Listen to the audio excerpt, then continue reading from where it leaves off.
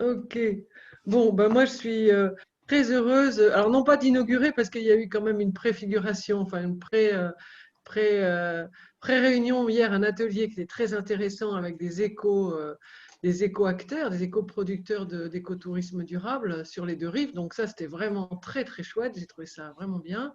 Mais donc, on poursuit et donc, je suis quand même ravie de pouvoir participer à ces deux journées et puis de vous accueillir et que tous, collectivement, eh bien, vous nous ayez rejoints dans ce défi hein, que s'est lancé DefiMed avec, comment dire, une vision. Hein. On s'est donné quand même une vision un peu à long terme pour avancer, pour converger, pour définir des projets qui soient en cohérence avec cette vision qui est le premier itinéraire euroméditerranéen d'écotourisme durable. Alors, une fois qu'on a dit ça, il faut mettre des choses un peu plus concrètes derrière. Et donc, on s'est dit, en fait, ce qu'on cherche à faire, c'est à, à, à ce que plusieurs territoires euh, disposant, si on peut dire, des patrimoines naturels, culturels ou des populations, des énergies, des dynamismes locaux, se lancent dans des projets d'écotourisme durable et que sur ces territoires un peu emblématiques, hein, bah, comme Grasse aujourd'hui qui nous accueille, enfin, qui devait nous accueillir en vérité sur son territoire, bah, que certains de ces territoires, par de multiples actions, hein, qu'elles émanent, qu'elles émanent, je dirais, des ONG, des associations, de la culture, du sport, que ce soit des itinéraires de vélo ou des entreprises qui font du safran localement. Enfin oui, qu'on imagine que ces territoires, d'une manière ou d'une autre, démarrent quelque chose autour de l'écotourisme et petit à petit se structurent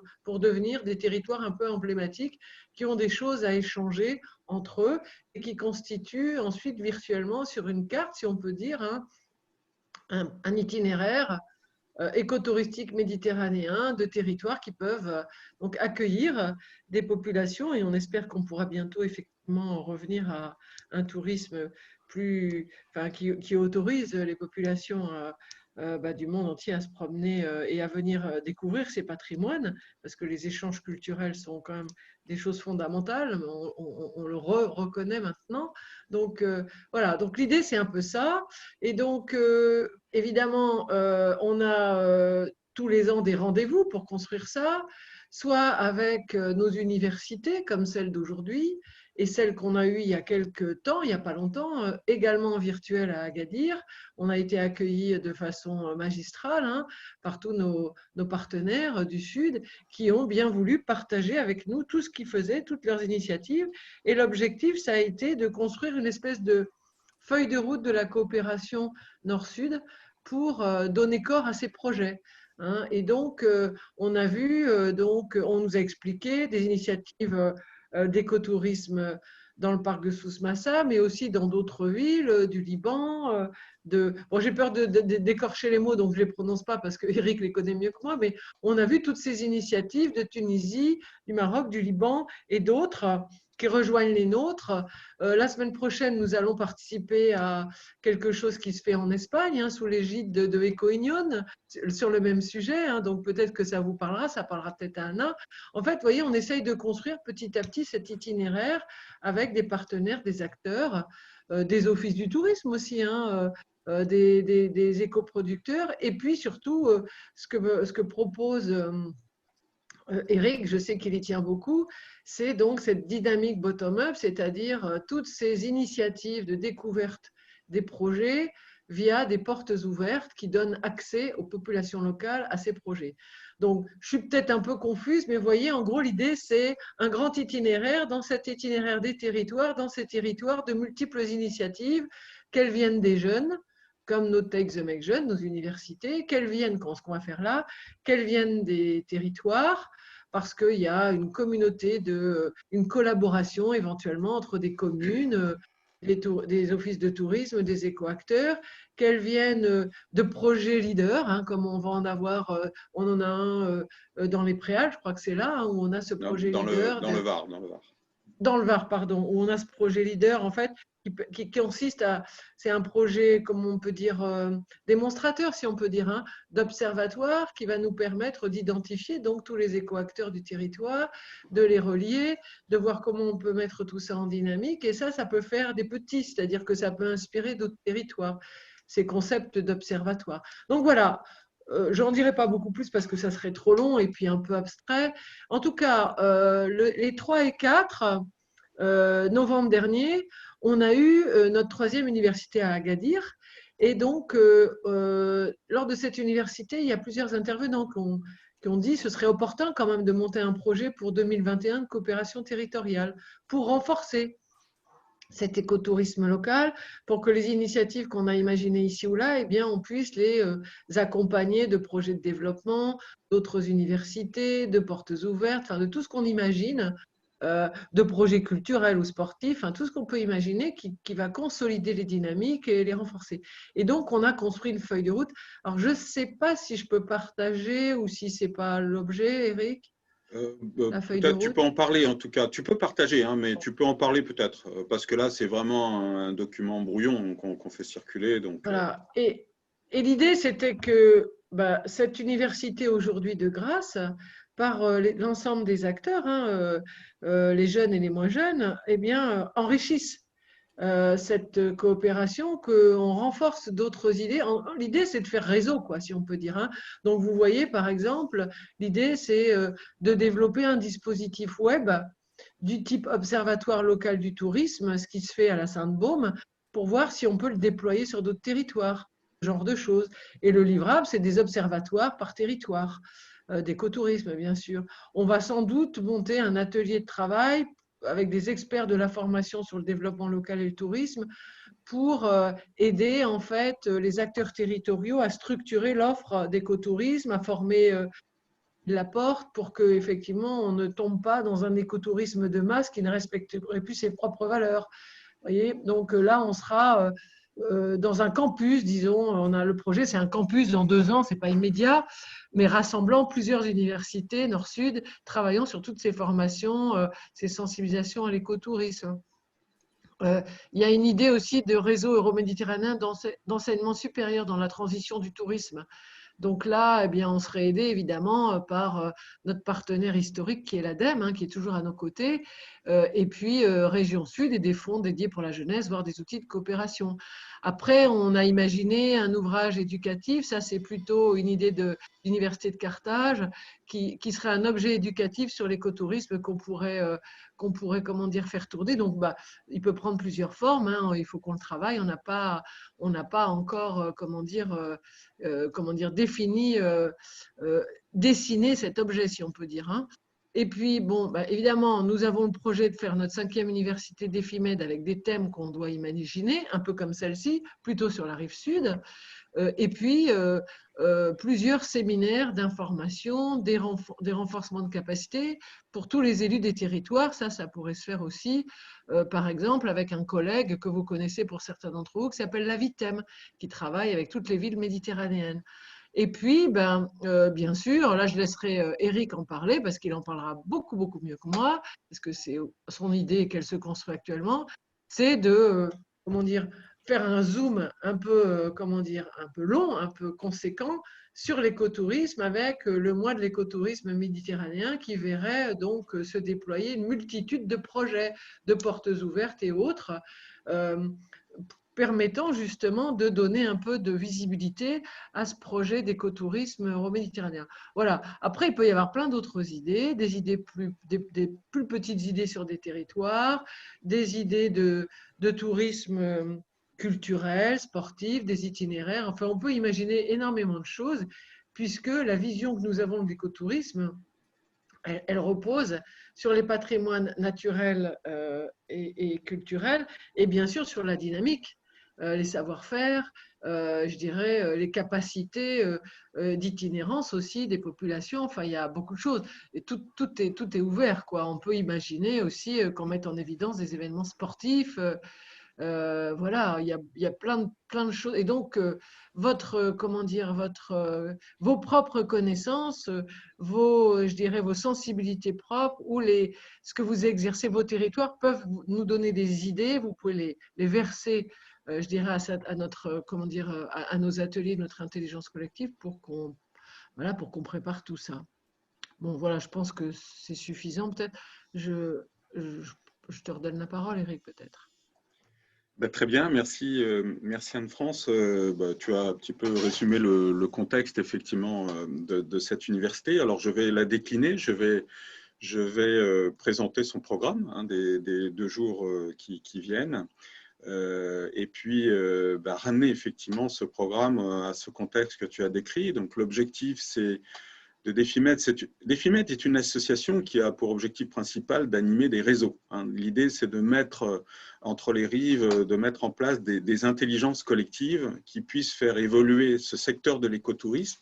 Parce qu'on part du postulat, la création de Defimed est partie de ce postulat qui est de dire qu'il y a un grand enjeu aujourd'hui, en Méditerranée particulièrement, de préserver et de valoriser les patrimoines naturels et culturels. Donc l'idée, c'est vraiment de voir de quelle manière Defimed pourrait contribuer à mettre en lien les 2 rives autour de cette préservation, valorisation de ces patrimoines qui sont si précieux pour la vitalité de nos territoires. Et du coup, l'écotourisme devient référent au niveau de notre développement. Et c'est vrai, comme l'a dit Anne-France, que cette idée, cette vision de dessiner un itinéraire euro-méditerranéen de l'écotourisme, on va l'appeler comme ça pour le moment, qui est virtuel, mais qui puisse relier des modèles écotouristiques territoriaux, c'est un peu notre vision. Et pour cela, effectivement, notre souhait est de nous appuyer sur des observatoires locaux qui puissent mettre en valeur un petit peu ce qui a été mis en valeur hier, c'est-à-dire des producteurs ingénieux, des acteurs qui savent, qui connaissent leur territoire, qui ont des véritables savoir-faire verts et qui peuvent les faire partager avec les visiteurs, avec la population locale. Donc, pour décliner le programme de ces 2 jours, hier, on a vu en préambule et Yves va nous le synthétiser dans 10 minutes, mais effectivement que ces 2h30 d'échange avec ces 9 producteurs depuis 3 pays ont permis de comprendre un certain nombre de choses. Alors, je ne vais pas déflorer ce que d'ailleurs, je ne sais pas ce que va dire Yves, mais moi, ce que j'en ai retenu hier rapidement, et ça introduit bien cette première journée, c'est qu'on a des producteurs intelligents, ingénieux, qui sont vraiment modèles, qui sont des véritables dynamiques locales de transition écologique et de valorisation de ces patrimoines. Donc, de ce fait, comment capitaliser avec ces producteurs? Comment les relier? Parce que le premier constat qu'on puisse faire, c'est que ces producteurs sont isolés, y compris localement, où la plupart du temps, ils ne sont pas accompagnés comme ils devraient être accompagnés, ou ils sont mal accompagnés, ou pire, comme il a été souligné hier, comme ça marche bien ce qu'ils font, de manière sauvage, des modèles vont se copier et vont s'installer et vont faire du greenwashing et faire de l'écotourisme qui n'en est pas. Donc, il n'y a pas de cadre, il n'y a pas d'accompagnement digne de ce nom dans certains territoires, et ça, c'est flagrant. Donc, les producteurs d'hier nous ont montré qu'il y avait un vrai potentiel, qui peuvent servir de modèle, qui peuvent disséminer et partager. Et on peut imaginer, au sein de Defimed, bien évidemment, que ce type de producteurs plus ou moins avancés, ils sont des centaines, des milliers dans les pays méditerranéens. Donc, si on avait la possibilité de les relier et de les animer au sein d'un réseau commun, c'est la question qu'on peut se poser. Donc, la question qui se pose durant ces 2 jours, c'est effectivement qu'on va se concentrer sur un écotourisme participatif. Est-ce qu'on peut imaginer, comme l'a dit Anne-France, mettre en scène la société civile pour qu'elle puisse s'emparer de ce secteur de manière intelligente, régulée, éducative, que l'on puisse effectivement avoir des écotouristes, une chaîne d'écotouristes qui se met véritablement en place entre les rives et qui puissent se partager ces expériences, mais aussi les valeurs, le respect des populations locales, le respect de l'environnement, donc des pratiques qui soient effectivement éco-responsables et qu'on puisse là aussi disséminer et que des jeunes puissent s'en emparer jusqu'aux plus anciens, enfin, etc., etc. Donc, de quelle manière la société civile peut-elle rentrer en scène? Comment imaginer effectivement ce mois euro-méditerranéen de l'écotourisme? Ça va être le fil rouge de tous les ateliers qu'on peut imaginer au mois d'octobre 2021, en espérant que la Covid nous fout la paix d'ici là, puis qu'il n'y ait pas d'autres catastrophes. Mais l'idée, c'est vraiment de voir si, de manière commune entre les rives, on peut imaginer promouvoir cet écotourisme intelligent et mettre en place effectivement une chaîne de producteurs et de consommateurs, j'allais dire, qui Oui, puissent maman. partager leurs expériences. Oui, maman, qu'est-ce qu'il y a pour ton Il service? faudrait couper les micros, s'il vous plaît. Il y a quelqu'un qui a un micro ouvert. Merci. Voilà. Donc, le programme de ces 2 jours, pour entrer dans le vif du sujet, nous allons commencer ce matin. Alors, hier, c'était donc les producteurs.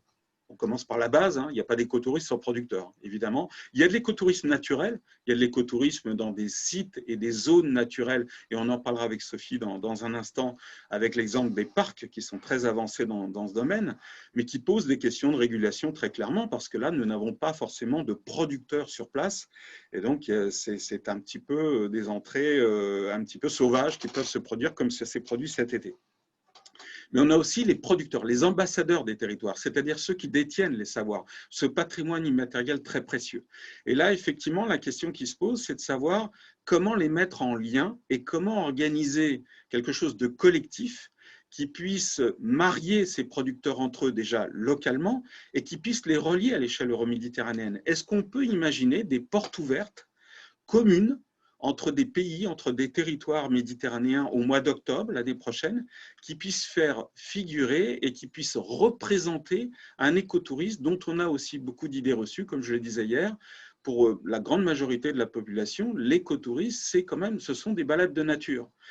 L'écotourisme, c'est aussi rencontrer des producteurs, comme on l'a vu hier, c'est de l'hébergement, c'est des artisans, ce sont des restaurateurs, des gens qui fabriquent des produits transformés à partir de produits bio locaux. Il y a toute une chaîne de valeur à reconnaître et toute une créativité à travers un tourisme expérientiel dans lequel on va retirer des enseignements et dans lequel on va pouvoir mettre la main à la pâte. Voilà, donc cette chaîne, ces réseaux, on va les découvrir là et je l'introduirai tout à l'heure. On va découvrir un certain nombre d'exemples ce matin. En début d'après-midi, dans l'atelier numéro 2, nous aurons des secteurs connexes à l'écotourisme qui peuvent accompagner ce côté bottom-up, qui peuvent renforcer cette idée du mois de l'écotourisme euroméditerranéen. Donc, on a tous les secteurs culturels. Et là, bon, on voit Philippe à l'image, en tout cas moi je le vois, mais il y a tous les acteurs qui peuvent intervenir. Donc on a la chance d'avoir le partenariat du ministère de la Culture cette année. Comment ces secteurs-là, alors secteur du web, évidemment, du web participatif, du web sémantique, tous ces métiers du web, du marketing digital qui peuvent nous accompagner. Et puis, on verra qu'il y a d'autres exemples donc, qui peuvent vraiment nous rejoindre à ce niveau-là et qui ne sont pas forcément dans l'écotourisme pur. Et puis, dans la dernière partie, le 3e atelier, deuxième partie de l'après-midi, là, nous aurons les interventions plutôt du réseau encadrement jeune, donc établissement d'enseignement supérieur. Nous allons avoir des universitaires qui sont là spécialisés dans la formation écotouristique ou qui montent des campus autour du tourisme de ces alternatives. Et puis, nous aurons une fondation qui va intervenir et qui nous parlera de ce qu'elle met en place à l'échelle de la planète et avec son entrée en France et en Méditerranée l'année prochaine, avec des FIMED, normalement, si tout va bien. Donc, l'idée de booster les jeunes, booster un réseau de jeunes dans l'écotourisme. Voilà. Et demain, on terminera avec 2 grands ateliers. Le premier, demain matin, eh bien là, c'est purement les jeunes. Cette fois, ce n'est pas les encadrants. Donc, on va avoir des étudiants qui vont nous rapporter l'expérience qu'ils ont partagée le 17 octobre dernier à travers le Day Tour vertueux, donc un cadre défi Medjeune. Est-ce qu'on peut animer un réseau d'étudiants qui peuvent s'emparer de l'écotourisme et qui produiraient une animation locale? Ça, c'est fait autour de 17 collectifs. Donc, on entendra ces jeunes, on entendra leurs critiques, leurs réflexions pour faire grandir cette expérience. Et puis demain après-midi, évidemment, on va laisser la parole pour le final à des représentants de territoires. Donc pour parler, comme Anne-France l'a dit, on sera dans le direct prolongement de l'Université d'Agadir, qui a quand même beaucoup laissé s'exprimer les pouvoirs publics territoriaux, notamment de la Rive-Sud. Là, on aura la possibilité d'entendre des représentants de pouvoirs publics territoriaux qui nous parleront, eux, de comment ils pourraient voir cette coopération multilatérale territoriale autour de l'écotourisme et pourquoi pas donc à travers un mois de l'écotourisme euroméditerranéen. Comment ça se met en place les stratégies de pouvoir public, les stratégies publiques avec l'écotourisme. Donc là, ça sera très très riche et on terminera par une table ronde de clôture avec des experts de renom qui vont pouvoir apporter leur vision. Voilà, donc c'est très très riche, très dense, mais c'est ça, les universités d'EFIMED, c'est aussi fermé. Hein. Une université d'EFIMED n'est pas ouverte au public, ce sont des ateliers de travaux, et ce sont la plupart du temps des acteurs qui interviennent déjà avec DEFIMED ou qui ont envie d'intervenir avec DEFIMED dans un futur proche. Voilà, ben écoutez, je vous remercie. Donc, il y a bien sûr un chat. Vous commencez à tous connaître, ou vous connaissez malheureusement, on va dire, à cause du confinement, mais bien les visioconférences. Donc, il y a un chat. Vous pouvez exprimer et partager vos idées, vos questions.